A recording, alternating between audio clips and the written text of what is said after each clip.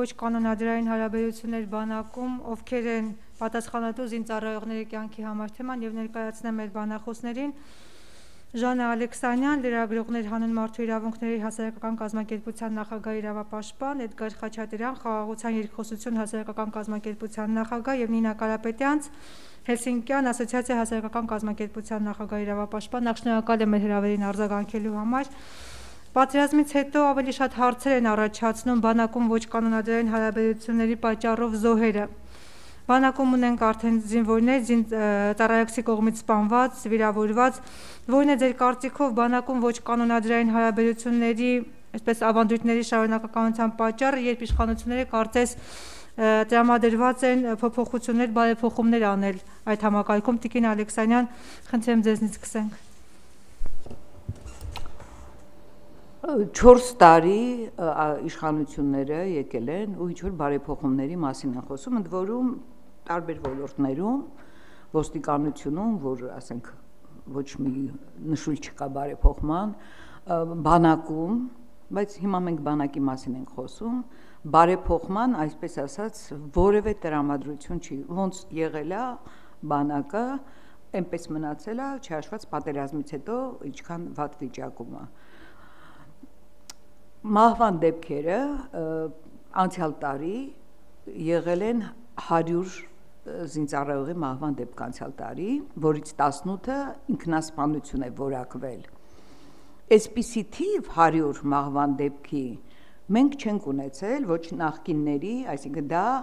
2000-ական թվականների կամ 90-ական թվականների պատերազմից հետո ժամանակահատվածում կարող ենք հիշել այդպիսի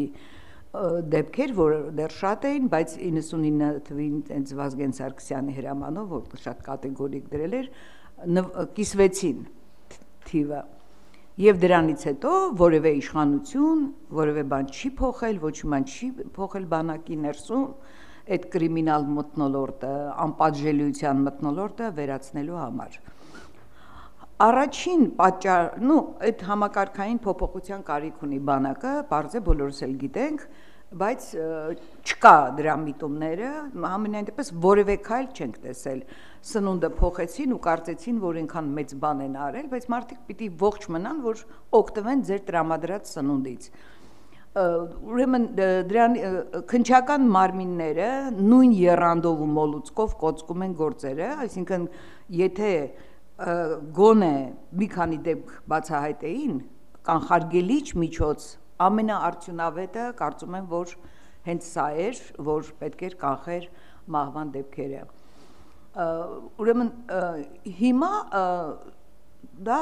մինչև խաղաղ պայմանների մասին էր այդ 100 դեպքը, ու հիմա մենք ունենք, ասենք 60-ից ավելի դեպքեր այս տարի, սա իրոք աննորմալ մի թիվ է, որովհետև թվում էր այդքան զոհերից հետո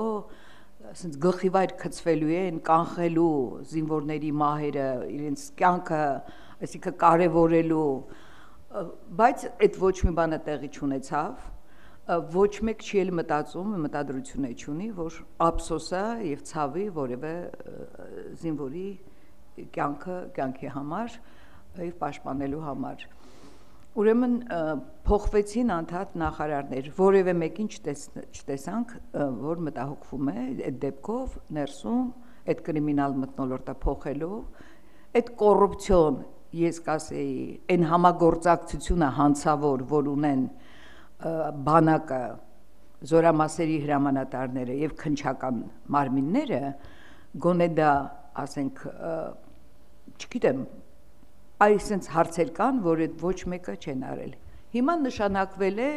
վարչապետի ամենասիրելի նվիրական մարդկանցից մեկը, Սուրեն Պապիկյանը, նա նոյեմբերի 15-ից նշանակվել է,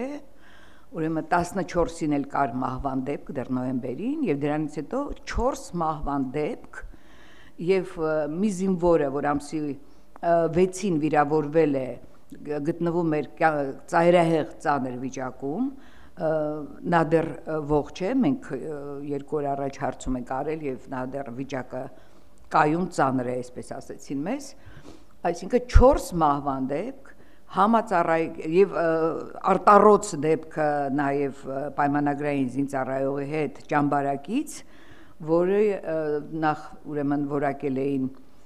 զենքի հետ կանոնների խախտում 3 կրակոց որովայնին եւ խոշտանգված, հետո փոխեցին ինքնասպանություն իրենց, այսպես ասած, ցանկալի եւ որևիցե մի անգամ, ասենք, վարչապետը այս 4 տարիների ընթացքում խոսել է որևէ այս դեպքերի մասին, որ ինչ են անում, որ փոխեն այս վիճակը։ Ես ընդգծում եմ վարչապետի անունը նրա համար, որ կանգնած ազգային ժողովում ցուցում եւ ցուցմունք էր տալիս գերիների դեմ, որ նրանք պետք է դատվեն եւ հետեւողական եղավ, որ գերիներին կալանավորեն։ Թող մի անգամ էլ կանգնի այս դեպքերի մասին խոսի։ Թող մեկ անգամ ասի ինչ էր անում Սուրեն Պապիկյանը 4 զինվորի մահվան դեպք ա եղել, որևէ ելույթ, խոսակցություն, ինչ որ խորհրդակցություն, ոչ մի բան, այսինքն զինվորները պետք է զոհվեն, դա այսինքն նորմալ է արդեն, այլևս քիչ են զոհվել պատերազմում, հիմա պետք է զոհվեն ու զոհվեն։ Իրավիճակը այսպիսին է, որ որևէ մեկին այդ հարցը չի անհանգստացնում, բացարձակապես չի մտահոգում, իրենք չգիտեմ էլ լսում են, թե չեն լսում։ Իսկ պաշտպանության նախարարը պարտավոր է այդ ընտանիքներին, հանրությանը բացատրություն տալ, թե ինչ էր անում ինքը, երբ այդքան ոչ թե 1, այլ 4 զինվոր է զոհվում, դեռ մի ամիսը չբոլորած իր նախարարության նախարարի պաշտոնում գտնվելու ընթացքում։ Պարոն Խաչատրյան, նախ շնորհակալություն հրավերի համար, ինձ մոտ տպավորություն այդ դեժավյուի զգացումն է առաջանում, որովհետև տարիներ շարունակ քաղաքացիական հասարակության ներկայացուցիչները խոսել են այս խնդիրների մասին, բարձրաձայնել են այս խնդիրները, հստակ առաջարկություններ են ներկայացրել, հա, տարբեր իշխանությունների ժամանակ խոսել ենք սրանց մասին եւ գիտեք, մի քիչ ցավով եմ ասում, բայց տպավորությունը նա է, որ մենք նույն գործողությունն անում ենք եւ այլ արդյունք ենք ակնկալում, որը չի լինում, հա, սկզբունքորեն նույն գործողություններով չես ստանա այլ արդյունք եւ թե քաղաքացիական հասարակությունը, թե իշխանությունները սկզբունքորեն նույն գործողությունն են անում, ինչ որ արել ենք տարիներ շարունակ։ Ես հիշում եմ, երևի 2006 թվականից սրանց մասին արդեն սկսել ենք խոսել, Միկան էր խոսում, Սաքունցն էր խոսում, դուք եք խոսում, մենք սկսեցինք 10 թվականից։ Իրականում, տեսեք, խնդիրը համակարգային է, բոլորս սա ընդունում ենք, բոլորս ճանաչում ենք այս փաստը։ Խնդիրը նաև նրանում է, որ պաշտպանության նախարարությունը, այն պաշտոնյաները, պետական կառավարման մարմինները, որոնց ներկայացուցիչները ես խոսում եմ, այս ընկալումը չունեն, երբ որ խոսում ենք բանակի մասին, առաջին հերթին պատասխանատվությունը ցանկացած դեպքի համար պետությանն է, անգամ այն դեպքում, երբ որ թշնամու կրակից է մահանում զինծառայողը, այս դեպքում էլ է պետության պատասխանատվությունը, որովհետև կամ օրինակ ինժեներական կառույցը չի ճիշտ կառուցված եղել, կամ այս զինվորի հրամանատարը չի հետևել, որպեսզի այս զինվորը ենթարկվի կանոնադրությանը, որովհետև եթե ամեն ինչ զինվորը աներ նախատեսված բանով, եթե գործեին ինժեներական կառույցները, վտանգը, ռիսկը պետք է լիներ մինիմալ, թշնամու գնդակից խոցվելու ռիսկը։ Հիմա նույնը վերաբերվում է, չգիտեմ, դժբախտ պատահարներին, ավտովթարներին եւ այլն, սա օթից չի, հա, որ մեքենան շուռա գալիս, այսինքն անսարքության խնդիր կարա լինի, ոչ թափ վիճակում վարորդից կարա լինի, ոչ բանը նորմալ, ուրեմն պատրաստվածություն անցած վարորդից կարա լինի, ամեն ինչը պետքա դիտարկենք պետություն քաղաքացի հարաբերության բանում, հա, հիմա դնենք սկսենք քննարկել տարբեր պատճառներ, թե ինչի է սենց լինում, որովհետև գիտեք, մեծ առումով հասկանում եմ, որ բավականին շատ ասպեկտներ գոյություն ունեն, գործոններ գոյություն ունեն, որ բերել են մեզ իրավիճակի մանավանդ պատերազմից հետո։ Սկսած հոգեբանական ասպեկտից, հա, ինչ հոգեբանական ընդհանուր առման վիճակատիրում զինված ուժերում բանակում, հա, անկասկած սա մեծ գործոն է։ Ես չգիտեմ նման ուսումնասիրության պետության կողմից իրականացումը, թե չէ հոգեբանական գործոնը բարձելու համար, որովհետև երկու, չգիտեմ, 20 հոգեբան վերապատրաստելով դու այս հոգեբանական լուրջ խնդիրները չես լուծում։ Քահանաներ զինված ուժեր ուղարկելով այս հոգեբանական լուրջ խնդիրները չենք լուծում։ Հա? Չէ, ես ընդհանրապես մի գործոն եմ ասում, հա, գործոններից մեկն եմ ասում։ Երկրորդ գործոնը իհարկե բոլորիս համար հասկանալի է, այս հոգեբանական խնդիրների հետ մեկտեղ մենք ունենք զենքի բանը մատչելիությունը, հա, զինամթերքի մատչելիությունը, այսինքն եթե նախկինում պետք է զինծառայողը գնար, չգիտեմ, այդ զինանոցից զենքը վերցներ, ստորագրեր, եթե կանոնակարգով լիներ, սա բավականին բարդ process էր, հա, այդ դեպքում մտածում ենք ոնց է զենքը հայտնվել է զինծառայողի ձեռքում, շատ տենց գործեր ունենք, հա, երբ որ ինչ որ մեկի վրա գրված զենքը հայտնվում է այսինչ մյուսի ձեռքին եւ այլն եւ այլն։ Հիմա գրեթե այս պատերազմից հետո հաշվի առնելով իրավիճակը, բոլորի ձեռքին զենք կա,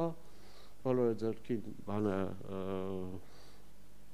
ինչա մարտական այդ ինչա կոչվում փամփուշտներ եւ սա այդ հոգեբանական գործոնի հետ մեկտեղ բերում է նրան, որ չգիտեմ, տաքանում են եւ այլն եւ այլն։ Հիմա գործոնները իրականում շատ են, ես չեմ ուզում մեր խնդիրը չի նաև քաղաքացիական հասարակության այդ գործոնները վերլուծել, որովհետև մեծ առումով սա պետության խնդիրն է բացահայտել այդ բոլոր հարթության խնդիրները եւ միջոցներ ձեռնարկել։ Միջոցներ չի ձեռնարկվում, բացի այդ ես հստակ ուղերձ եմ լսում պետական մարմիններից, մանավանդ բանի զինվորական շտաբից, որ այս թվերը մենք չենք էլ հրապարակելու։ Այդ թիվը Տիկին Ալեքսանյանը նշեց, թե անցած տարվա 101, եթե չեմ սխալվում դեպքը, այս տարի արդեն մեր հաշվարկով 63 դեպք է։ Ուրեմն, տեսեք, մենք վարում ենք, իհարկե մենք փորձում ենք մատչելի աղբյուրներից հայթայթել այդ տեղեկությունները զինծառայողների մահվան դեպքերի մասին, բայց նաև հասկանում եմ, որ մենք չենք տիրապետում ցավոք սրտի, չենք տիրապետում ամբողջական ուրեմն թվային պատկերի։ Պաշտոնական թիվ մենք ստանում ենք, չգիտեմ, դատախազությունից, հիմնականում մեր պարագայում դատախազություն ենք ստանում։ Հա, ստացել ենք, այո։ Ուրեմն պաշտպանության նախարարությունը, չգիտեմ, այս վերջի մեր հանդիպում էին կազմակերպել, թե բանի զինված ուժերի մահվան դեպքերը նաև այդ հանդիպման թեմաներից մեկն էր, Տիկին Ալեքսանյանն էլ էր ներկա,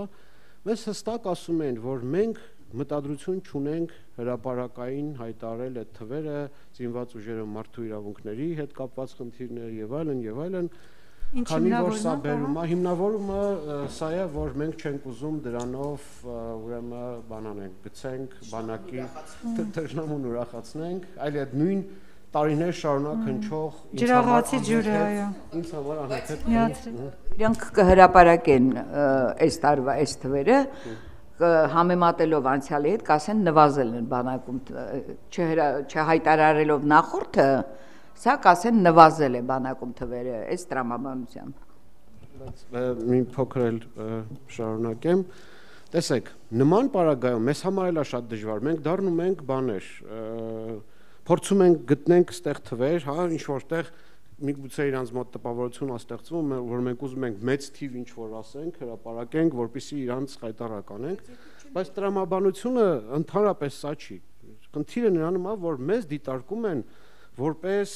բան թշնամի հենց մեր սեփական զինված ուժերը դիտարկում են այս քաղաքացիական հասարակության կազմակերպություններին որոնք բարձրաձայնում են այս խնդիրները դիտարկում են որպես թշնամի սա լուրջ խնդիր է այսինքն իմ կարծիքով ժողովրդավարական երկրում պետքա պետություն առաջին հերթի ասի ժողովուրդ կամ գործընկերներ մենք ունենք նմանատիպ խնդիրներ խնդրում եմ եկեք մի հատ մտածենք ոնց ենք այս խնդիրները լուծում ոչ թե թաքցնես այլ փորձես դու քո հասարակության քո գործընկերների հասարակության քո գործընկերների հետ փորձես լուծումներ գտնես հիմա թաքցնելով թե իբր թե թշնամուն չենք ուզում ուրախացնել հա մենք ասեմ բոլոր նախարարների ժամանակ այս միտքը հնչել է բոլոր նախարարների ժամանակ այս միտքը հնչել է ինչը ինձ համար շատ ցավալի է եւ ինչը ինձ համար հա շատ վտանգավոր է Նույն բանը, տեսեք, խոսում ենք անընդհատ տարբեր ամբիոններից, մեր պաշտոնյաները ազգային ժողովում, նաև կառավարությունում նշում են այդ ռեֆորմների մասին, որ բարեփոխումներ են տեղի ունենում, բարեփոխումներից որևէ տեղեկություն մենք չունենք։ Մենք չգիտենք բարեփոխում ասածի տակ ինչ ենք հասկանում այսօր, բացարձակ պատկերացում չունենք։ Միևնույն ժամանակ հասկանում ենք, որ մարդու իրավունքների կամ ժողովրդավարական արժեքների մասին այդտեղ խոսք էլ անգամ չկա, որովհետև ենթադրում ենք, որ եթե մարդու իրավունքների թեման ներառված լիներ այդ բարեփոխումների ծրագրում, այս կամ այն կերպ մեզ գոնե կհրավիրեին, կասեն, հա, գոնե հա կհրավիրեին, կասեին, այս են խնդիրներ ա կամ սենց բաներ ենք ուզում անենք, հա։ Այս մյուս շատ կարևոր խնդիրը, որի մասին մենք միշտ խոսել ենք, այդ անվտանգություն, մարդու իրավունքներ, ժողովրդավարություն, այդ հակադրումն է, որ արհեստական հակադրումը, որ մեզ անդադ ասում են, մենք ունենք, չգիտեմ, տասնյակ հարյուրավոր մարտահրավերներ անվտանգային, էլ հերիքա բավ է խոսել ժողովրդավարության մարդու իրավունքների մասին, մի հատ էս անվտանգային խնդիրները լուծենք, նոր կանրադառնանք մարդու իրավունքներին, չի լինում սենց։ Հնարավոր չի այս իրավիճակը բանանել, փոխել դրական առումով, եթե դու այս հիմնական իմ կողմից մատնանշված կետերին ուշադրություն չդարձնես։ Հիմա տեսեք ինչա։ Քանի որ խնդիրը շատ կոմպլեքս է, ինքը բազմաթիվ տարերից է, հա, ուրեմն կազմված, տարերից մեկը հենց նույն պաշտպանության նախարարությունում, հա, իդեպ ասում եմ, պաշտպանության նախարարություն անդադ ասում ենք, բայց զորքերի հետ կապված խնդիրները հիմնականում շտաբի խնդիրներն են։ Իմ կարծիքով հիմա պետքա շտաբի պետը գործից ազատվեր, հա, եթե ես նայում եմ, պետքա չլիներ այդ մարդը, որովհետև այսքան թիվը, հա, բանա, ինչ որտեղ sense երևի պետական մարմինների մոտ նորմալիզացվում է սա, այսինքն հա դե 60 հոգի է, դա շատ վտանգավոր է։ Հիմա այդ տեսանկյունից ես գտնում եմ, որ շատ կարևոր է, որ պետությունը ինքը փորձի միջոցներ գտնի եւ այսենց քաղաքացիական հասարակության հետ երկխոսության մեջ փորձի լուծումներ գտնի։ Հիմա եթե խոսենք բանի ճաշարներից ենք խոսում, հա, ճաշարներում ինչ որ բանա սնունդի որակը բարելավվել է, դա խնդրի լուծում չի, բայց միևնույն ժամանակ էլի խոսում ենք այն ժամանակ, որ զինծառայողների ընտանիքները, չգիտեմ, նասկի, եսի ինչ են զորամասներ ստանում, հիմա այդ նույնը կա։ Եթե խոսում ենք փողով վարձակուրդ գալ, չգիտեմ, ծանոթով խնամի բարեկամա վարձակուրդ գալ, հիմա այդ նույն բանը կա։ Այսինքն այն հիմնական խնդիրները, որոնք եղել են մեր բանի բարձրաձայնված խնդիրները, որոնց մասին խոսել ենք նախորդ իշխանությունների ժամանակ, դրանց նախորդող իշխանությունների ժամանակ, սկզբունքորեն բանի միջավայրը նույնն է մնացել։ Պարոն Խաչատրյան, էլի իհարկե խոսենք պատճառների մասին, նաև տիկին Կարապետյանցին հնարավորություն տանք արտահայտվել, փաստորեն ըստ էության, ինչպես գործընկերներն էլ նկատեցին ձեր բանակում մեծ հաշվով ոչինչ չի փոխել, կա կոռուպցիոն սխեման, կան զոհերը խաղաղ պայմաններում, պայմանական խաղաղ արդեն։ Պատճառները որոնք են ձեր կարծիքով։ Ես ամբողջությամբ կիսում եմ գործընկերներիս տեսակետը, վերլուծության հետ կապված, պարոն Խաչատրյան ասեց, արդյոք հոգեբանական այդ գործոնի ազդեցության վերլուծություն արվել է թե չէ, առհասարակ սպասել, որ իրան կարող է վերլուծություն անել հոգեբանական մասի,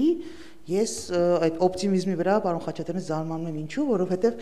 անգամ խաղաղ պայմաններում, սրան նախորդող խաղաղ պայմաններում սպանության դեպքերի վերլուծություն սխեմատիկ բաներով էլի, ասենց գրաֆիկակազմ, անգամ դա չեն արել, որովհետև եթե անեին, կտեսնեին, որ բազմաթիվ զորամասեր կային, որոնք այո, նորմալ, կանոնադրական, համեմատաբար նորմալ, բայց քիչ թե շատ կանոնադրական գոնե մահվան դեպքերի ահռելի թիվ չէին տալի, անտրամաբանական, անթույլատրելի թվեր չէին տալի, եւ կային զորամասեր, որտեղից հստակ ընդգծված մեծ թվով մահեր էին գալի։ Եվ եթե հիմա համեմատական անցկացնեք, թե որտեղից էին գալի մահերը հիմնականում, կտեսնեք, թե որտեղից ենք մենք պատերազմում պարտվել, սկսել այդ հետ նահանջները։ Որտեղից են սկսել այդ փախոստները բաների, աֆիցերների, սալդատների անտեր թողելը, աֆիցերների այ կտեսնեք որտեղից է եղել։ Ու այստեղ կտեսնեք թե որտեղ է ուղիղ կապը առանձին մի մարդու իրավունքի եւ պետության անվտանգության։ Անկամ սա չեն կարողացել անեն։ Ես հասկանում եմ ինձ ինչի չեն հրավիրել այդ քննարկմանը, որտեղ ասել են, որ գիտեք, այդ բաները չեն հրապարակել, որտեղ ասում է ժողովրդական լեզվով շան լապը կթափե ես իրանց գլխին։ Ինչ է նշանակում չեք հրապարակելու։ Դուք լուրջ մտածում եք այդ պաշտոնյաները պաշտպանության նախարարություն լուրջ մտածում են, որ Ադրբեջանը չունի այդ տվյալները։ Իրանք շատ լավ ունեն այդ տվյալները։ Իրանք ավելի լավ ու ավելի արագ ունեն այդ տվյալները, քան դուք եք ի վիճակի հավաքագրելու ներսում պատերազմի ընթացքում եւ պատերազմից հետո։ Շատ լավ են պատկերացնում Հայաստանի դիրքերը որտեղ են գտնվում, որտեղ անտերություն է մատնված, որտեղ անտերի նման մի պալատկի մեջ են քնած, որտեղ կառույց ունեք, որտեղ չունեք։ Շատ լավ գիտեն։ Եթե դուք չգիտեք, չի նշանակում, որ դիմացինը չգիտի։ Եթե դուք չեք հրապարակում սեփական ժողովրդին մոլորության մեջ պահելու համար հերթական անգամ, ուրեմն դուք, ես չգիտեմ դուք ում եք ծառայում։ Դուք այս պետությանը չեք ծառայում, դուք մեր պետության անվտանգությանը չեք ծառայում, սա նորմալ չի։ Այս թափանցիկ չլինելը սա շիրմա է։ Զուտ ձևական առումով ամեն անգամ ասել, որ սա մեր պետության անվտանգության խնդիրն է, սա շիրմա է, որի հետև իրանք անընդհատ թաքնվում են։ Եվ այս իշխանությունը իդեպ շատ ճիշտ է նշում գործընկերս, գնաց նույն բացարձակ նույն իդենտիֆիկացված այդ ճանապարհով հարմար թաքնվելու։ Այս իշխանության փոխնախարարից մեկը հայտարարեց, որ քարահասարակությունում կան մարդիկ, ովքեր հրճվում եւ ուրախանում են, երբ զոհի մասին, զինվորի մահվան մասին տեղեկություն են ստանում։ Ավելի անբարոյական արտահայտություն անել չէր կարելի։ Եվ այդ մարդը շարունակում է մինչև հիմա ծառայել։ Գուցե անունը հնչեցնեք, եթե հեսա կասեմ, հեսա հիշեմ կասեմ, փոխնախարարներից մեկն էր, պաշտպանության փոխնախարարից մեկը, Բալայան, Գաբրիել Բալայան։ Այդ որ ասում էր տանը զենք չունեն, որ ինքնասպան լինեն, գալիս են բանակում են ինքնասպան լինում։ Ու տարբեր սենց խնդիրներ։ Քննչական մարմինների մասով, այո, նորից պիտի ասեմ, անպատժելիությունն է։ Մենք ոչ թե այսօրվա գործերի քննությունը չեն կարողանում գլուխ անենք։ Կարծեմ Կինժանան էր ասեց, վարչապետը հարց չի տալի, ինչ է կանում։ Վարչապետը հեղափոխությունից հետո մի անգամ հրավիրեց ժամ 20 տարվա, 15 տարվա վաղեմության գործերով Սևազգեստ մայրերին, հրահանգեց քննչական կոմիտեին կից ստեղծել հատուկ հանձնաժողով, իմ գործընկերները եղել են մասնակի, հա, կառավարության ներսում, չէ, հիմա սկզբից քննչական կոմիտեում էր, մեր կազմակերպությունը հենց այն գլխից հրաժարվեց, որովհետև ես այն ժամանակվանից ասել եմ, փորձելու են ամենաշատ խնդրի մասին խոսացող մարդկանց ձեռքերով գործերը կոծկել։ Հետո երբ որ հասկացան ծնողները, որ ես հասկանում եմ, որ դուք այդ քայլի չէիք գնալու։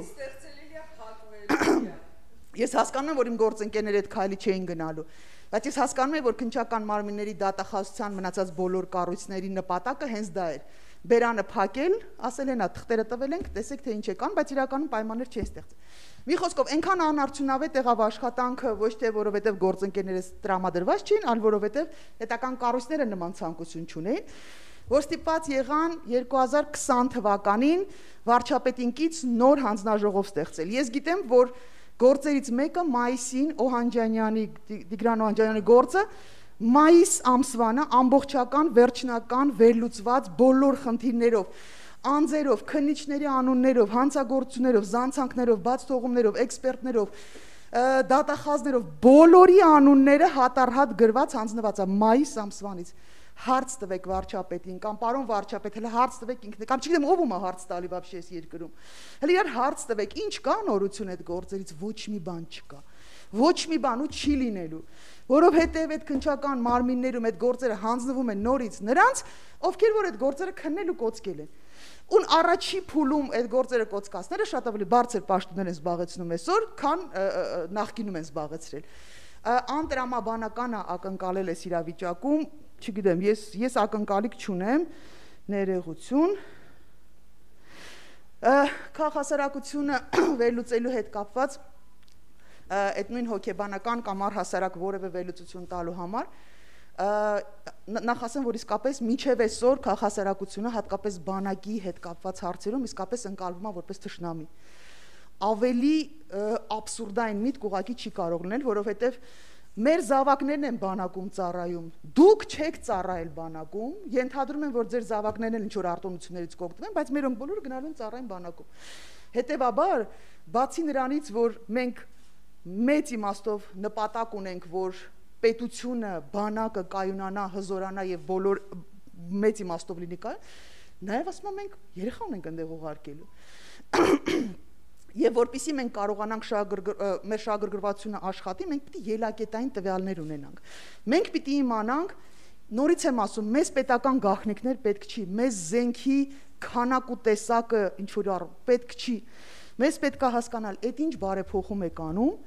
որ մենք շարունակում ենք ունենալ խնդիրներ նույնաբովանդակ, նույն դրսևորումներով, նույն փաթեթավորումով, նույնը անդադ կրկնվում է։ Եվ սա ունենալու պիտի ունենանք ելակետային տվյալներ։ Այդ ինֆորմացիան 7 թկնիկի հետևում թաքցնում են, որևէ կերպ չեն ուզում այդ։ Գիտեք, վերջապես ընթացակարգել կա, հա, քննչական մարմնի այդ աշխատածները շատ լավ գիտեն։ Օրինակ գործի ընթացքում մենք բոլորը ստորագրում ենք որևէ փաստաթուղթ, որ այդ տվյալները որևէ կերպ դուրս չենք հանելու։ Այ մարդ sense թե նենց այս հեռախոսները մեկա լսում եք։ Մեկ ասում է տոտալ, դուք տոտալ վերահսկողության ներքո են քաղաքասարակությունը։ Եկեք մասնակցենք, եկեք ստորագրություն տանք, եկեք, չգիտեմ, խոստում տանք, որ այդ բնալու է փակ գախնի, հուժ գախնի, բայց եթե դուք իսկապես ցանկություն ունեք փոխելու, դա մենք կարող ենք անել միայն միասին։ Միայն քաղաքասարակության վերահսկողության, միայն մարդու իրավունքը արժևորելով, որովհետև պետությունը մի մարդուց է սկսում։ Եվ երբ մի մարդը, եւ հիմա այս պարագայում այլևս մի մարդը չէ, շատ մարդիկ տասնյակ, 6 տասնյակ այս տարի զոհ ունենք, 100 հոգի նախորդ տարի ենք ունեցել, ինչ-որ անհասկանալի թվերի զոհեր ենք ունեցել նախկինում պատերազմի ընթացքում, այս մարդկանց հետ կապված մենք պատասխանատվություն ձևավորելու ենք, վերաբերմունք ձևավորելու ենք, կանխելու հնարավորություն ձևավորելու ենք, թե չէ։ Ես չեմ ասում, որ անպայման հենց Նինան պիտի լինի, հենց Ժաննան պիտի լինի, հենց Էդգարը պիտի լինի այդ հանձնաժողովում։ Ընտրեք մարդկանց, ում հետ որ դուք գտնում եք, որ պրոֆեսիոնալ են, ովքեր որ պատրաստ են, ում հետ ձեզ հեշտ է աշխատել, բայց ոչ նրանց, ովքեր ամեն ինչում ձեզ հետ համաձայն են լինելու։ Ես մի լրացում եմ, ուղղակի եւ պատերազմում ունեցանք ժամկետային զինծառայող ահռելի թիվ, չէ, 4000 եւ ավել թիվ ենք ունեցել։ Եվ հիմա ժամկետայինները, ասենք 100 մահվան կամ 60 ծավել մահվան դեպքերում, ուրեմն ժամկետայիններն են բոլորը, եւ ովքեր պետք է պատասխանատվության ենթարկվեն, դրանք էլի ժամկետայիններն են, հասկանում եք, որևէ հրամանատարական կազմից, օրինակ սեպտեմբերի վերջին մահվան 2 դեպք ոչ կանոնադրային հարաբերություն 27-ին եւ 30-ին, քանիշում թվերը, երկուսն էլ որակվել է ինքնասպանություն, նույն զորամասում եւ որևէ մեկը նույն զորամասում եւ այդ հրամանատարի հետ ենք մենք կապ հաստատել, ինքը պնդել էր, որ դա ինքնասպանություն է, որտեղ հենց զորամասի հրամանատարն է համագործակցում քննչական մարմինների հետ եւ ասեմ, որ մեծագույն կոռուպցիոն ռիսկեր եմ ես այդտեղ տեսնում, երբ որ որակում են ինքնասպանություն եւ դա եւ հենց այնպես չեն որակվում այդ ինքնասպանությունները եւ հիմա էլ փաստորեն ժամկետային զինծառայողները գերի հանձնվելու այս դեպքերով իրենք են էլի մեղադրվում, ոչ մի պատասխանատու ուրիշ, ես ուզում եմ ընդգծեմ, որ այս իշխանությունները ընդհանրապես որևէ կերպ չեն մտածում զինվորի որևէ կերպ զինվորի մահվան, զինվորի եւ իսպառ բացակայում է պատասխանատվությունը, այդ գիտակցումը պատասխանատվության իսպառ բացակայում է, ինչու են գերության մեջ հիմա տանում դատում այդ ժամկետային զինծառայողներին, երևի մտածում են, որ քաղաքական պատասխանատվությունը պատերազմի նման ելքի պետք է կրեն ժամկետային զինծառայողները։ Ես ուրիշ բացատրություն չունեմ, ինչպես ում էիք վստահում, մենք ինչ գիտենք, ինչպես այդ գերության մեջ հայտնվեցին ժամկետային զինծառայողները։ Վարչապետի խոսքերով է քրեական գործերը հարուցվել, սա մի խայտառակ իրավիճակ է, թե վարչապետի ցուցումով, այսինքն այդ քրեական գործերը, որ հարուցվել են եւ նրանց կալանավորել են։ Ինչ արժանահավատ ցուցմունք պետք է տային այդ զինվորները, որոնք խոշտանգումից եւ գերությունից նոր վերադարձած Ինչ պիտի անեն, ինչ պիտի անեն դրանց ընտանիքները։ Ինչ անմարդկային, սա ես սադիզմ եմ գնահատում, ուղղակի սադիզմ, ուրիշ բառ չեմ կարող ասել։ Պարոն Խաչատրյանը իր խոսքում ասաց, որ նույն քայլերով այլ արդյունք ակնկալելը թերևս տրամաբանական չէ,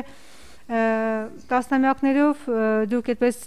ցավոք մահվան վիճակագիրներ եք դարձել եւ ներկայացնում եք բանակում զինծառայողների կողմից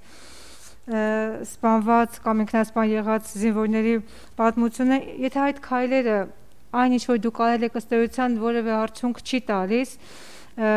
կա այսպես այլ տարբերակ, ալտերնատիվ գործողություն, որը ենթադրաբար կարող է աշխատել։ Պարոն Խաչատրյան, ձեզնից սկսեմ։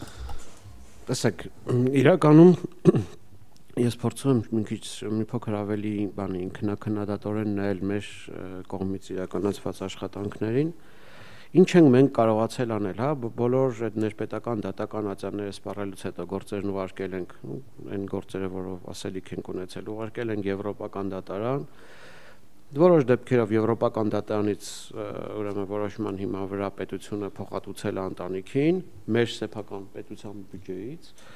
եւ իհարկե Եվրոպական դատարանը նաև պարտադրում է պետությանը բանը գործողություններ, հա, ձեռնարկել, որպեսզի այս գործը իրականում բացահայտվի, որևէ գործողություն պետության կողմից չի իրականացվել։ Այսինքն ստացվում է նենց, որ միակ բանը, որ միակ արդյունքը, որ մենք ստանում ենք, ընտանիքը մաքսիմում կարող է ստանալ ինչ-որ փոխհատուցում, գործը չի բացահայտվել, ու տենց բազմաթիվ դեպքեր ունենք, հա, այդ Եվրոպական դատարանի վճռներով գործը տեղից մի միլիմետր անգամ չի շարժվել։ Հիմա այդ տեսանկյունից որ նայում եմ, մեր կողմից իրականացված գործողությունները, մեր ջանքերը, որոնք տարիներ շարունակ տասնամյակներով մենք բան ենք անում, անհատական մակարդակի են եղել։ Մենք միգուցե կարողացել ենք 1 կամ չգիտեմ 5-10 քաղաքացու շահեր պաշտպանել, ինստիտուցիոնալ առումով, համակարգային առումով որևէ ազդեցություն չունենալով։ Այսինքն տրամաբանությունը նա է, որ դու, հա, այս գործով ընդհանրենք բերեցիր, հա, այն որ ասում են նախադեպ ստեղծեցիր, այդ նախադեպը չի աշխատում։ Նմանատիպ բաներ դեպքեր հարյուրավոր, համենայն դեպս հարյուրավոր ես գիտեմ։ Նույն Զորամասում, Նինան արդեն ասեց դրա մասին, ու մենք իմիջիայլոց այն ժամանակ, երբ որ մենք այդ մեր Safe Soldiers կայքում բանը ստատիստիկ անվարում ենք, մենք նաև փորձում ենք Զորամասի համար հրամանատարի անուն բան, հա, որովհետև մեզ համար շատ կարևոր էր սկզբունքորեն հասկանալ, որտեղ են այդ դեպքերը լինում։ Նինան շատ ճիշտ է ասում։ Ունենք բաներ, Զորամասեր, որտեղ որ այդ դեպքերը բանը ասենց ցավալի ուսումնասիրություններ, հա։ Խնդիր կա այդտեղ։ Խնդիր կա, մեզ ասում են ինչի եք ուզում հրամանատարի կամ ինչի եք համարն ուզում։ Այն մարդ ուզում ենք որ հասկանանք բանը տրամաբանական կապերը, այս վերլուծությունը որ դուք չեք անում, մենք ենք ուզում անենք։ Հիմա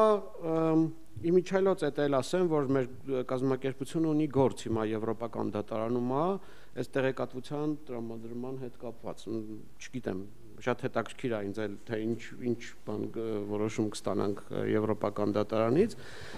Այս թափանցիկության հարցը արդեն տարիներ շարունակ մենք բարձրացրել ենք, խոսել ենք նրա մասին, որ թաքցնելով դուք խնդիրը ավելի եք խորացնում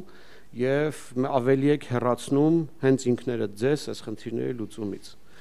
Հիմա թե ինչ պետքա, ինչ կարելի է անել։ Միակ տարբերակը, որ ես տեսնում եմ, սա անկեղծ խոսակցությունն է քաղաքասարակության հետ։ Հա, այսինքն համագործակցությունն է, ոչ թե գիտեք այն տրամաբանությունով ես էլ եմ բանանում, հա, ասենց գալիս ենք, ջղայնանում ենք, գորգռում ենք, ասում ենք քնչական մարմինները սենց են անում, քնչական մարմինները գործը կոծկում են, չգիտեմ, սևազգեստ մայրերին հրավիրում են, հեսա ձեր գործը քննենք, մի անհանգստացեք բան, մինչև հիմա արդյունք չկա։ Ու դաժե գիտեք, բան Արարիկի հետ որ խոսում է, ասում է վարչապետի բանի որ խմբում էր ձեր կազմակերպ Պապիկյանի ասում է, հա, վարչապետինկից հանձնաժողովի ծնողներին ներկայացնող փաստաբաններից մեկը ասում է վարչապետի կողմից ներկայացված փաստաբանները ավելի շատ բաներ էին բացահայտել, ասում է, քան մենք գտանք, նրանք շատ ավելի բաներ հետաքրքիր փաստեր են բացահայտել, հակասություններ են բացահայտել։ Ինչ ա լինում դրանից հետո ոչինչ։ Նախ ես абսուրդ եմ որակում, ունենալով վերահսկողական մարմին, գլխավոր դատախազություն, ունենալով քննչական մարմիններ, վարչապետը բերել է իր կառավարությունում ինչ-որ խումբ է ստեղծել, որը ստեղ պետք է բացահայտվի, ծիծաղելի է ուղղակի։ Գիտեք ինչա, մեր պետությունում իսպար բացակայման ինստիտուցիոնալ մտածելակերպ է։ Այսինքն պահային որոշումներ, միշտ այդ խնդիրը մանավանդ նոր Փաշինյանի պարագայում այդ բանի լուծումները, հա, ընդհանրեն խնդիրն եղավ, չգիտեմ, վազենք այս խնդիրը լուծենք, վազենք այս մյուս խնդիրը։ Այսինքն ոչ մի համակարգված մոտեցում, այդ ռազմավարական մոտեցում կոչվածը մեր երկրում իսպառ միշտ բացակայել է։ Իսկ այս խնդիրները, սրանք համակարգված մոտեցումներ են պահանջում։ Չես կարող ընդհանրենք մի դեպքը եղավ վազես այն դեպքին, մենք էլ ենք հիմա ցավոք սրտի, մենք էլ ենք հա հիմա ցավոք սրտի այդ նույն վիճակում։ Այս դեպքը եղավ, վազում ենք այստեղ, այս մյուս դեպքն եղավ, վազում ենք այստեղ։ Միակ տարբերակը սրա նստենք իրար հետ համագործակցությամբ փորձենք հասկանանք ինչ լուծումներ է պետք, որովհետև այս լուծումները շատ դեպքերում բան են, բանակային լուծումներ չեն պահանջում։ Խնդիրներից մեկը նաև նա է, որ մեզ անընդհատ ասում են, որ սա դուք բանակը չեք պատկերացնում, սա այն լուծումները, որ դուք առաջարկում եք, բանակում չեն աշխատում, զինված ուժերում չեն աշխատում, բայց ցավոք սրտի, ես ուզում եմ իրանց հիասթափեցնել, այս խնդիրների լուծումը չի գտնվում բանակային համակարգի մեջ։ Միգուցե այն լուծումները, որ մենք առաջարկում ենք, դուրս են այդ բանակային տրամաբանությունից, բայց իրենք իրենց սահմանափակել են, հա, այսինքն ասում են, որ չէ, բանակում տենց չի աշխատում, բանակում թվերը չեն հրապարակվում։ Այդ ոնց է քո բանակում չեն հրապարակվում, չգիտեմ, Ֆրանսիայի բանակում հրապարակվում են։ Ոնց է որ տենց է, այդ բանակային այդ իրանց նեղ բանի մեջ լուծումներ գտնելը ինձ թվում է սխալ ճանապարհ, ոչ թե ինձ թվում է, ես համոզված եմ, որ դա իրանց սխալ ճանապարհով է տանում։ Շատ կարևոր է, հա, իրենք չեն ուզում ոչ մի բան փոխել, այդ ուղղությամբ աշխատել, թաքցնել ինչի համար է։ Տոնոյանը հիշում եք երկու դեպքեր, մամուլը գտավ եւ հրապարակեց։ Հենց իր պաշտոնավարման հենց սկզբից ինքն էր որոշել այդ ձևով գնալ թաքցնել։ Ուղղակի իրենք չեն ուզում ոչ մի բան։ Լսել եք այսքան տարվա մեջ մի անգամ բարձրաձայն վարչապետը խոսի կամ պաշտպանության չգիտեմ, որևէ մեկը ասի, որ գիտեք, ուզում ենք փոխել։ Դեռ Սեյրան Օհանյանի ժամանակ, չգիտեմ Էդգար դու ներկա էր թե չէ, մեզ հրավիրեցին Սեյրան Օհանյանը, քաղաքացիական հասարակությանը եւ խոսեցին։ Քիչ թե շատ, մի քիչ թափանցիկ դարավ այդ վերջին տարիները եւ դրանով ավարտվեց։ Չեմ ասում, որ դեպքերը անհետացան, բայց ամեն դեպքում մեզ չէին անտեսել եւ շատ հարցեր էր լուծվում էր, եթե դու փորձում էիր այնպես իրենց հետ խոսել։ Իսկ հիմա դու չես կարող, ում հետ պետք է խոսես, ասենք, որևէ մեկը չի ուզում քո դեմքը տեսնել, տեսնելուց էլ շատ ծանր են տանում, որ դու կաս, էլի դու գոյություն ունես, էս է վիճակը։ Ախր մի բան էլ ասեմ ու ավարտեմ, տեսեք, այս թվերի համեմատությունը ընդհանրենք այս թվականին, օրինակ 18 դեպքերու սրա մասին մենք խոսել ենք, հա, հենց 18 թվականին, չեմ հիշում, բավականին փոքր էր թիվը, ու սենց բան են անում, ուրախանում էին, հրճվում էին, հայտարարում էին, որ 18 թվականին հեղափոխությունից հետո, որ ինչը շատ լավ է, ինձ ուրախացնում է, բայց շատ կարևոր, բայց պետք է շատ կարևոր մի բան ասեմ։ Այս թվերի նվազեցումը, հա, այտենց մեզ ուրախացնում է բան, բայց իրականում ցանկացած մեկ զինվորի դեպքը, եթե դու նայում ես մարդու իրավունքների տեսանկյունից, մեկ զինվորի դեպքը արդեն ահազանգ է։ Հա, մենք հիմա խոսում ենք հարյուրավոր դեպքերի մասին, որը արդեն, չգիտեմ, խայտարակություն է, բայց անգամ մեկ զինվորի դեպքը դա արդեն ահազանգ է, որ այս համակարգում ինչ-որ մի բան ճիշտ չի աշխատում։ Հիմա նաև մի շատ կարևոր հանգամանք։ Միջազգային կազմակերպությունները, այդ մարդու իրավունքների ոլորտում գործող միջազգային կառույցները, էլի շատ բան մուտք չունեն պաշտպանական ոլորտ, հա, շատ զգուշորեն են վերաբերվում նաև միջազգային կազմակերպությունների հետ համագործակցությանը։ Կամ սենց ասեմ, կան որոշակի թեմաներ, որոնց շուրջ իրանք պատրաստ են, հա, այն թեմաները, որ իրանք համարում են, չգիտեմ, ավելի ոչ ցավոտ, չգիտեմ, թեմաներ կան, որոնց շուրջ իրանք ինչ որ ծրագրեր են անում, վերլուծություններ են անում, բան, հա, բայց այն խորքային թեմաները, որոնք կան, ոչ մեկը մուտք չունի։ Հիմա այս բաների բարեփոխումների հետ, որ հիմնականում Ռուսաստանի պաշտպանության նախարարության հետ արվում, այս շատ կարևոր գործոն է։ Այդ մոտեցումները, որ ունի Ռուսաստանը, շատ հեռու են մարդու իրավունքների, տենց մարդու որպես գերագույն արժեք բանես տրամաբանությունից։ Այսինքն սկզբունքորեն մտավախությունս նա է, որ ավելի է խորանում, այսինքն ավելի է խորանալու մարդու բանի դերի ընկալման այդ խնդիրը, հա, ընդհանրենք մարդ է, դե ոչ թե դիտարկում ես դրան որպես քաղաքացի, որպես մարդ, այլ որպես զինվոր, որը պարտավոր է զենքը վերցնի գնա մահանա։ Այսինքն ռեսուրս, ընկալվում է որպես ռեսուրս։ Այսինքն դաժե օրինակներ են բերել, որ դե գիտեք անգամ բանի մարտական ինչ վարժանքների ժամանակ այս X թիվ կա, որ կարան մարդիկ մահանան։ Ինձ համար դա ուղղակի բան է, իմ ուղեղը պայթում է, երբ որ ես այդ ձևի տրամաբանություն եմ լսում։ Այդ տեսանկյունից էլի շատ կարևոր միտք եմ ուզում հնչեցնել, որ միջազգային կազմակերպությունների բաները, առաջարկությունները նույնպես անտեսվում են, եւ հիմա այդ ռուսական բանի տրամաբանության ներքո գալու ենք այն իրավիճակի, որ ավելի ուժեղացնելու ենք, չգիտեմ, այդ քարոզչական մոտեցումը, որ գնա, չգիտեմ, հայրենասեր այդ պատրիոտիստական, հա, կամ ռազմահայրենասիրական դաստիարակությամբ փորձեն մարդկանց գիպնոզի մեջ պահեն, որ գնա հայրենիքի համար ծառայի, գնա մեռի ու դու կլնես լավ քաղաքացի։ Այսինքն խնդիրը կներեք Ժանա ջան, խնդիրը լուծելու փոխարեն փորձում են հանրային ընկալումը փոխեն սրա վերաբերալ։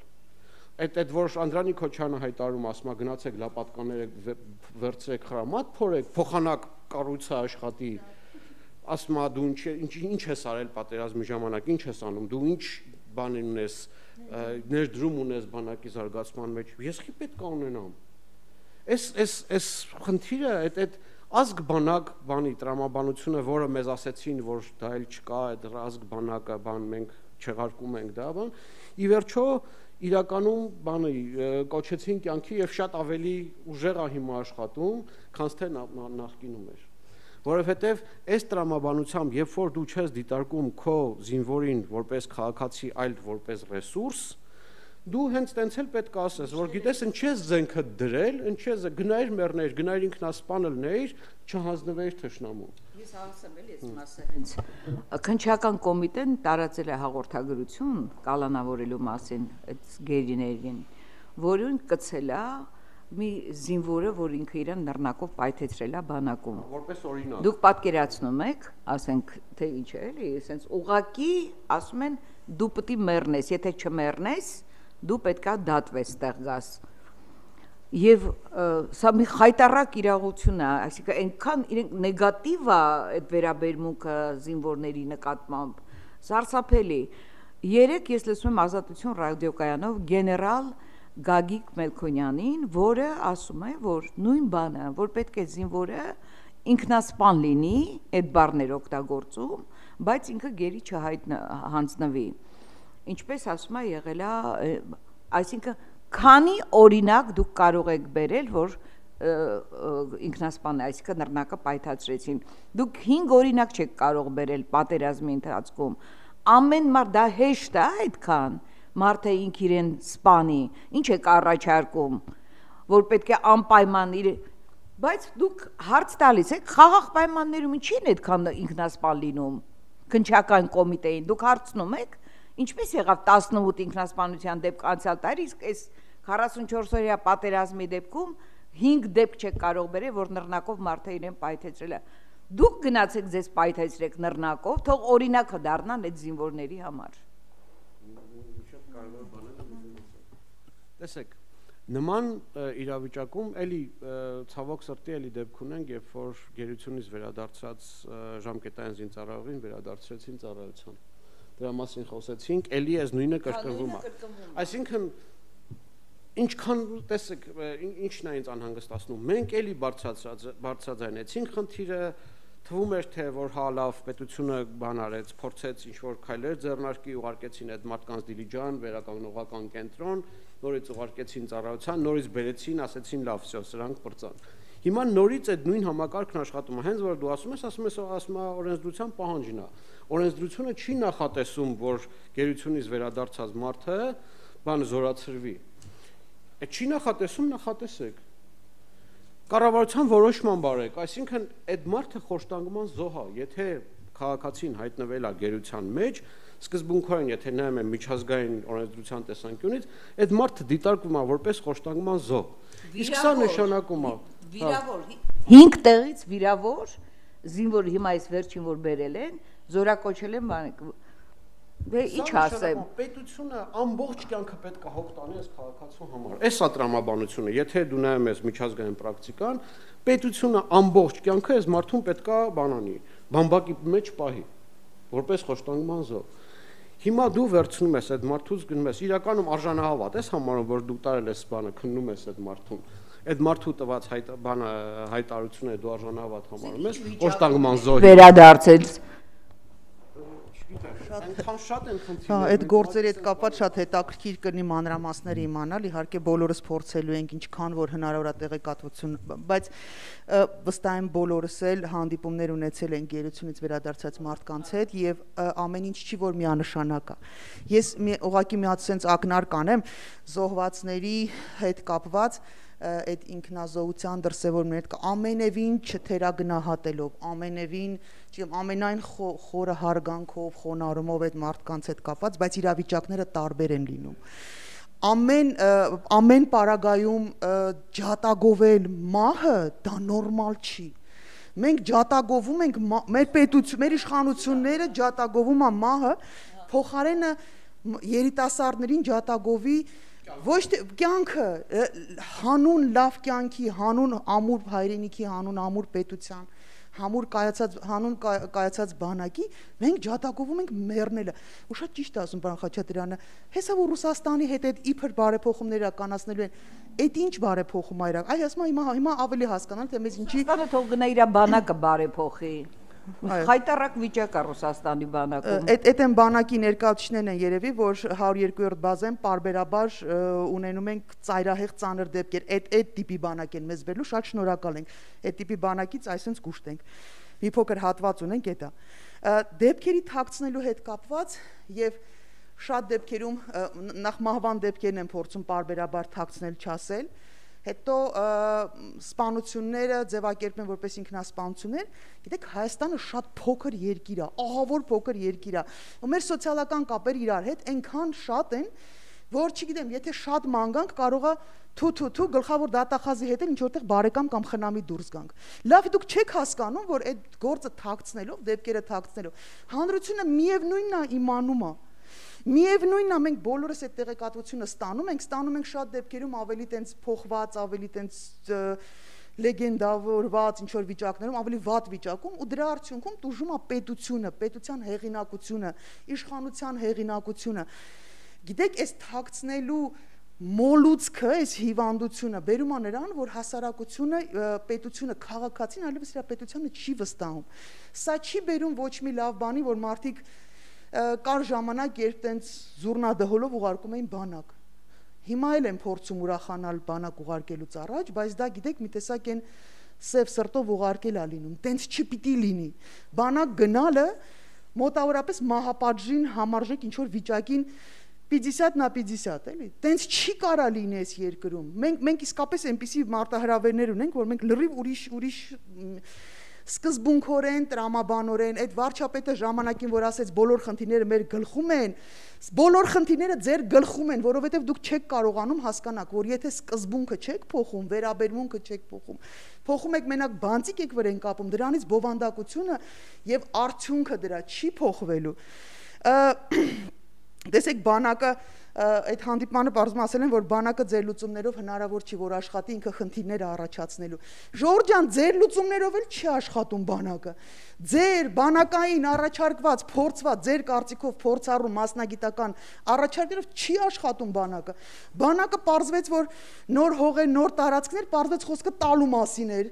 Բարեփոխում եք բանակը, չգիտեմ, դեղ վարունգ պամիդոր, տրուսիկ մայկայի հարց եք լուծում, բայց պարզվում է զինվորը հոգեբանորեն պատրաստ չի, ոչ մի բանի պատրաստ պատրաստ չի, անգամ հարաբերական խաղաղության պայմաններում ծառայելուն պատրաստ չի, ի՞նչն եք բարեփոխում։ Ձեր առաջարկած լուծումները չեն աշխատել, իդեպ հեսա կասեն, բայ 90-ական թվականներին մեր հաղթած այն ժամանակ հələ բանակ դուզգյունի չկար։ Այն ժամանակ կային կամավորական խմբեր, որոնք կարողացան բարեհաջող բանակի մեջ ներառել, ասենց ինստիտուցիոնալացնել այդ համակարգը եւ դեռ այդ հեղինակություններով, այդ կռված գեներալների ավտորիտետներով կամ ինչ-որ բաներով կարողանում են պահեն, հետո ինստիտուցիոնալ հենքի վրա այդ ամեն ինչը չդրեց։ Էս էլ ասեմ Էդգար ջան ու փոխանցեմ։ Քաղաքասարակությունը իրավապաշտպանները պիտի զբաղվեն ոչ թե սենց չիմանանք որս որ գործը վերցնենք, չիմանանք որս որից զանգենք, խնդրենք, ասենք Էդգար ջան, Ժաննա ջան, այս գործը չենք կարողանում, կարակ բան անեք, դուք զբաղվեք, մարդկայնորեն հնարավոր չի, բայց այդ մարդկանց կներեք հազար ներողություն, անտեր թողնելն էլ չի կարելի ծնողին, զոհված զինվորի ծնողին չի կարելի անտերության մատնել։ Մենք պիտի զբաղվենք, այս խնդիրը պիտի լուծվեր ինստիտուցիոնալ։ Մենք պիտի զբաղվենք առանձին առանձնահատուկ գործերով, որոնք կարող է պատահի միտեղ մի բան լինեն, մենք էլ բոլորս հավաքվենք, իրար ուժերը իրար միացնենք ու փորձենք հասկանալ խնդիրը որտեղ է, լուծում առաջարկենք, չկա տենց բան։ Մենք ընկել ենք հետևանքների մաքրելու, այդպես չի լուծվում խնդիրը։ Եվ նորից պիտի ասեմ, ձեր առաջարկած տարբերակով չի աշխատում։ Ուրեմն խելքներ գլուխներդ հավաքեք, որտեղ խոսքը պետության, երկրի անվտանգության, սուվերենության ու առհասարակ մեր պետության լինել չլինելու մասին է խոսքը։ Հետո մի շատ կարևոր գործոն կա, որ անտեսում ենք։ Տեսեք, եթե խոսում ենք այդ բանի ռազմահարենական ոգու դաստիարակման բանի մասին, պետք է նաև հաշվի առնենք մի կարևոր գործոն, որ ժամանակակից աշխարհում պատերազմը այն դասական հասկացությամբ, որ մենք ունեցել ենք 90-ական թվականներին, էլ տենց չի։ Էլ պետք չի մարդը ռազմահայրենասիրական ոգի ունենա, եթե ինքը համակարգչի դեմ նստած դրոն ուղարկում աստեղ բանը գցում է գալիս է։ Ինչ գնաց դրոնի դեմ քո ռազմահայրենասիրական ոգով ինչ անես։ 90-ական թվականներին այդ մարդիկ պաշտպանել են հայրենիք, որոշ դեպքերում դեմ առ դեմ բանը ձեռքի մարտով, ձեռնամարտով մարդիկ գնացել են հայրենիքը պաշտպանել են։ Հիմա որոշ դեպքերում այս զինվորներն են, այդ դիրքերը, որ առաջ են գալիս, հետ են գնում բան, էս էլ է ձեռնամարտի պատմությունները, չգիտեմ, առանց զենքի հրաման չկա կրակելու բան, սենց բանակ չի լինում, սա բանակի մասին չի, սա ուղղակի էպիզոդներ է, որոնց մասին կարելի է լեգենդներ հնարել, որ մեկը վերցրեց 5 հոգու ջարդեց, ես իմ այս է հերոսը, մյուս լեգենդները նրա մասին է, որ մեկը զենքը դրեց ու ասեց, որ ես հանձնվում եմ, որովհետև ինձ խոստացել են, որ ռուս խաղաղապահներին են հանձնելու։ Տարբեր են։ Հիմա տենց միֆեր կարելի է հարյուրավոր միֆեր ստեղծել։ Ու այդ հարյուրավոր միֆերով կառուցել, չգիտեմ, մոտեցում պաշտպանության նախարարության կամ պետության։ Սենց չի աշխատում սա։ Առաջին հերթին դու Նինան դրա մասին խոսեց, շատ կարևոր է, ես ուզում եմ մի անգամ էլ շեշտեմ այս փաստը։ Կարևոր է քաղաքացու վստահությունը պաշտպանական ոլորտի նկատմամբ։ Այսօր այդ վստահությունը չկա։ Այսօր մարդիկ բանի մամուլի հաղորդագրությունը պաշտպանության նախարարության նայում են, չեն հավատում։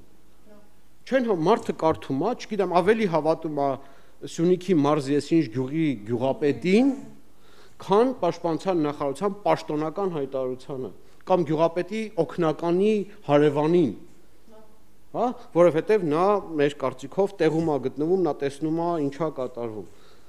Ու ցավոք սրտի այդ պաշտպանության նախարարության մամուլի հաղորդագրությունները